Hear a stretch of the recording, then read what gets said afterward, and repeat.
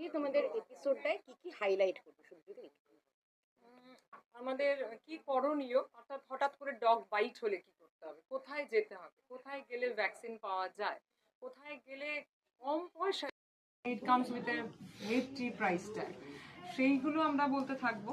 আচ্ছা, বিভিন্ন ধরনের কুকুর সংক্রান্ত যেসব ডাক্তার রয়েছেন তারা তাদের মতামত জানাতে থাকবেন, অর্থাৎ এই ইনফরমেশন আমরা দেবো। এটা আমাদের একটা সেগমেন্ট থাকবে।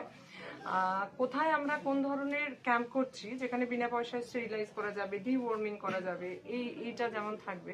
যারা কুকুর ভালোবাসছেন তাদের প্রত্যেকটা এলাকায় নির্দিষ্ট যদি একটা জায়গা করে দেওয়া যায়, তাহলে রাস্তায় সাধারণ মানুষ যারা কুকুরকে ভয় পায় সেরকম ভাবে ভালোবাসতে পারেন না। তার অনেকটা কারণও আছে, কারণ আমি নিজেই বলছি, আপনি যদি রাত্রে কোনো কারণে বেপাড়ায় যান এবং সেটা যদি দু চাকায় যান, স্কুটার অথবা বাইক, তাহলে সেই পাড়ার কুকুরেরা তো আপনাকে তারা করে। এটা তো ঘটনা, এই ধরনের এক্সপিরিয়েন্স হননি, মানে এরকম ধরনের হয়নি, কারণ সেরকম লোক খুঁজে পাবো না।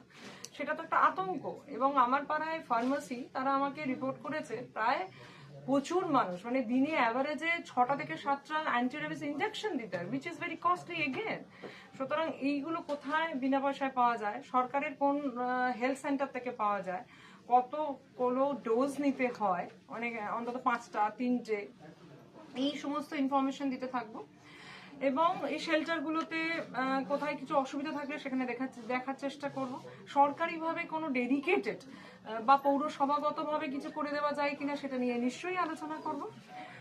এবং একটা এন্টারটেনমেন্টের একটা সেগমেন্ট যেখানে সেলিব্রিটি, অথবা এরকমও তো হয়, আমি এরকমও প্রচুর মানুষকে দেখেছেন, তারা সেলিব্রিটি না, তারা ইকোনমিক্যালি সাউন্ড না, গরিব মানুষ, দিন আনেন দিন খান, কিন্তু সেই খাবার থেকে কিছুটা খাবার কুকুরকে খাওয়ান। আমি এরকম প্রচুর মানুষকে দেখেছি, তাদেরও আমি দেখাবো যে তারাও কিন্তু করছে। সুতরাং কতটা তারা মানবিক, সব মিলিয়ে আমাদের পর্বে প্রত্যেকটা পর্ব বৃহস্পতি বা এখনো অবধি বোধহয় শুক্রবার ঠিক করা হয়েছে, আপনাদের সময় এবং ডিউরেশন গুলো জানিয়ে দেওয়া হবে।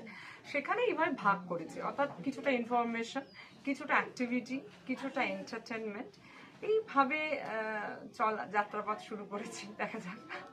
যে কোনো যাত্রার তো একটা শুরু থাকে বা ভাবনা থাকে, তো এইরকম একটা যাত্রা শুরুর ভাবনাটা আসলে সেটাই এতক্ষণ বলার চেষ্টা করছিলাম। আবার এক লাইনে বলি যে এই ভালোবাসাটা হয়তো প্রচ্ছন্নভাবে আমি উত্তরাধিকার সূত্রে পেয়েছি, ইনহেরিট করেছি। আমার বাড়ির সবাইকে, মায়ের দিক থেকে বাবার দিক থেকে আমি দেখেছি। আমার বাবা, আমার বাড়িতে পোষ্য ছিল, আমার ঠাকুমার ছিল, আমি 3 প্রজন্মকে দেখেছি। সুতরাং ঠাকুমার মা, তিনি তার পোষ্যকে দেখিনি, কিন্তু আমি জানতাম তার পোষ্য ছিল, তার মায়েরও পোষ্য ছিল, এবং সেই সময় আফগান হাউন্ড, বড় কুকুর।